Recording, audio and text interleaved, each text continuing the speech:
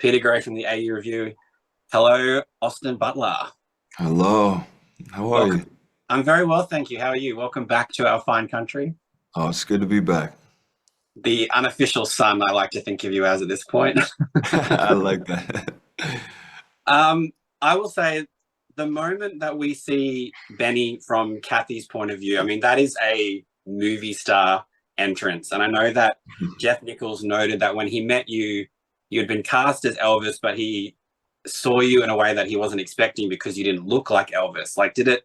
And he immediately wanted to cast you. Was there like a certain, I don't know, pressure knowing how much you made an impression on him? No, I don't think so. Yeah, pressure because of that. No, I don't think so. Because he didn't talk to me about that type of thing. I mean, we just started talking about the story and what interested both of us and that sort of thing.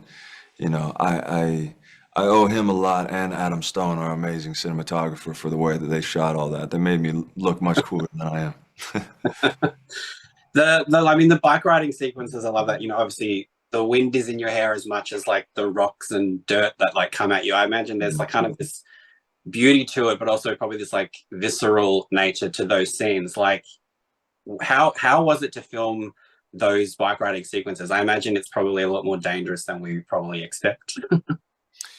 Yeah, I mean, my biggest problem was I had to remind myself to not smile because I was enjoying myself so much, and it was an exhilarating feeling, riding this giant pack of motorcycles and being up front with one of my heroes, Tom Hardy, and looking over at him, and we're riding through a cornfield in Cincinnati, and it was so special. So I just had to remind myself to keep a cool, serious look on my face. Yeah. Had to find yourself like be an actor in this moment. Yeah. Just remind yourself of yeah, who you are. Yeah. And speaking of like Tom Hardy, like he is he's such like a force on screen. And I've heard that he's actually like a lot of people have this perception of him, but I mean, it seems like he's a lot funnier than people Yeah, think that's he. exactly what I say about him. Yeah. Yeah. Like, so your experience with him was like, did you go in with a certain mindset and he kind of changed your perception of him? Yes. Well, I tried to sort of not have any expectations. Yeah.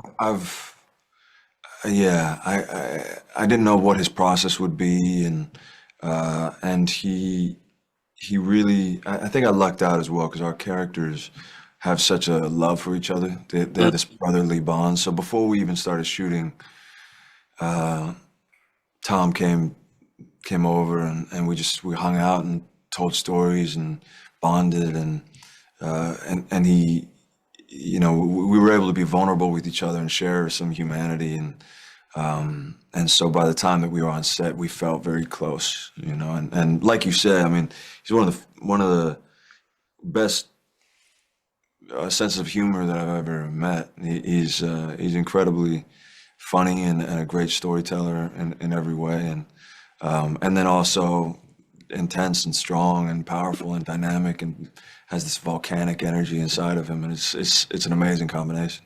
Yeah.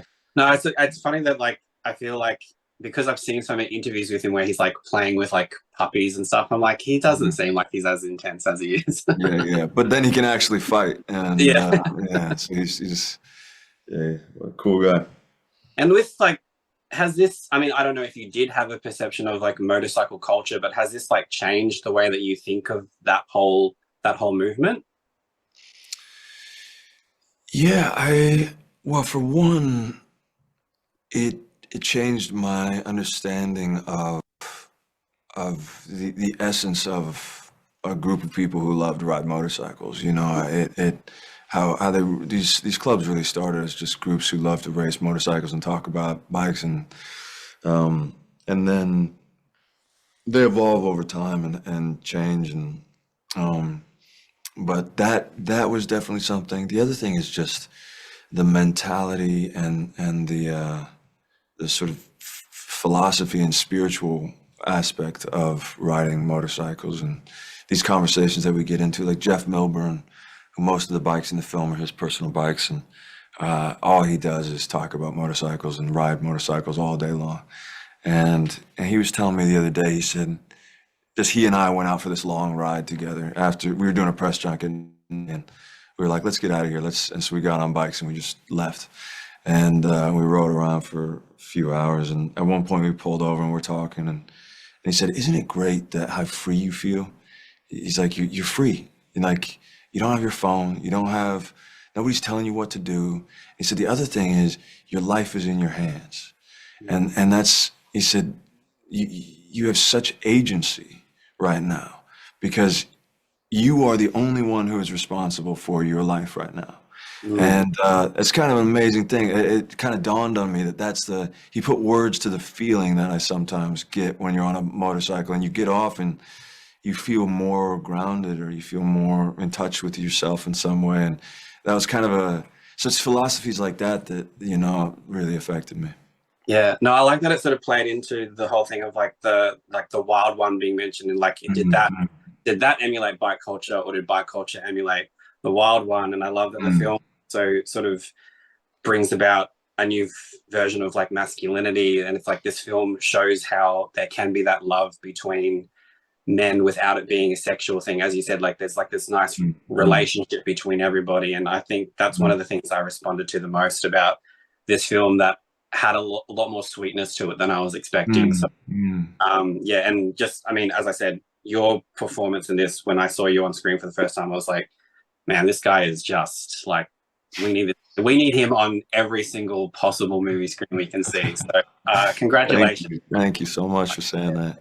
No worries. And yeah, as I said, like always welcome to come back to this country anytime.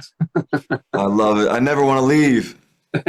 I mean, we can stop you if you want. So. Thank you. Hey, thank you, Peter. Great stuff, mate. Man, nice to see you.